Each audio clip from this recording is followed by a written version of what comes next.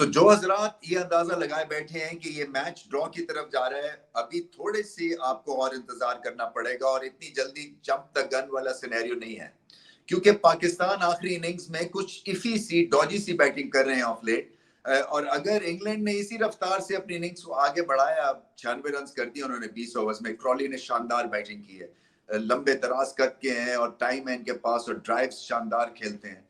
सो फिर पाकिस्तान के लिए मुश्किलात हो सकती हैं। हालांकि लंबा चौड़ा स्कोर किया पाकिस्तान ने, मगर लेट्स नॉट फॉरगेट कि 2 साल पहले पिंडी में 570 के करीब स्कोर किया था पहली इनिंग्स में, और फिर भी टेस्ट मैच पाकिस्तान के हाथ से निकल गया था। सो अभी सिनेरियो जो है इस तरह का डूम्सडे, मैं कोई अनाउंसमेंट नहीं करना चाहता हूं पाकिस्तानी फैंस को डिसअपॉइंट करने के लिए, मगर जो हम यही कह रहे हैं ना कि ये यहाँ पे ड्रॉ होगा मैच और इसी तरह से अब इंग्लैंड खेलेगा या इसी तरह से पाकिस्तान अपनी अगली इनिंग्स में खेलेगा।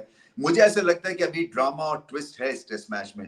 पाकिस्तान ने पहले तो ड्रामा क्रिएट करना है बॉल के साथ, इसलिए कि डे 3 पे ये पिच थोड़ी बहुत असिस्ट करेगी स्पिन को, शायद यहाँ पे गेंद थोड़ा सा रुकेगा भी। So change of pace fast bowlers की तरफ से, फील्ड प्लेसमेंट शान मसूद कैसे रखते हैं, ये सारी चीजें जो है, स्ट्रेटेजी क्या होगी, कितना अटैक करना है, कितना सिट इन या डिफेंस करना है, इसके हिसाब से पाकिस्तान की ये इनिंग्स आगे चलेगी बॉल के साथ।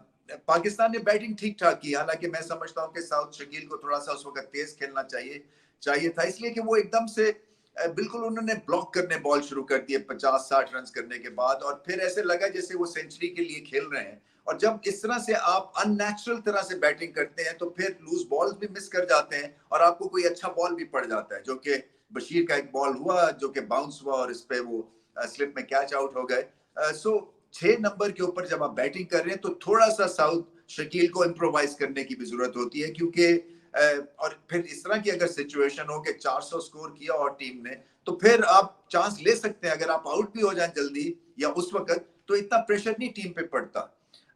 आगा सलमान ने बहुत ही शानदार सेंचुरी की, नंबर 8 के ऊपर सेंचुरी लगाना एक बहुत बड़ा एक एफर्ट था, और वो खुल के खेले और उन्होंने जो एक तरह से प्रेशर इंग्लैंड के ऊपर बना हुआ था, उस प्रेशर को उन्होंने डबल कर दिया।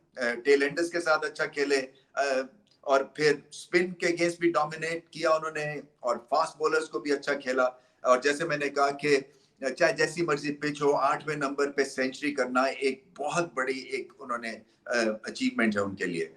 इंग्लैंड ने बॉलिंग ठीक ठाक की, लगे रहे, बॉडी लैंग्वेज स्ट्रांग रही, एक दो मिसेस थे फील्ड में, एटकिंसन ने एक सिटर छोड़ दिया इब्रार का, और उसके बाद अबरार जो है वो मेरे ख्याल में कोई 22 फुट की अगर पिच है तो वो 18 फुट पे खड़े थे, जबकि कीपर ने स्टंपिंग छोड़ दी। तो एक दो लैप्सेस हुए, बट जनरली बॉडी लैंग्वेज बड़ी स्ट्रांग थी इंग्लैंड की, और उन्होंने ना वो ऐसा नहीं लगा कि गर्मी की वजह से वो भाग गए हैं या विकेटें नहीं मिल रही हैं तो कुछ फ्लैट हो गए हैं। बहुत मेहनत की उन्होंने राइट थ्रू आउट ऑलमोस्ट 2 दिन, और अब जो है उन्होंने बैटिंग ठीक करनी है।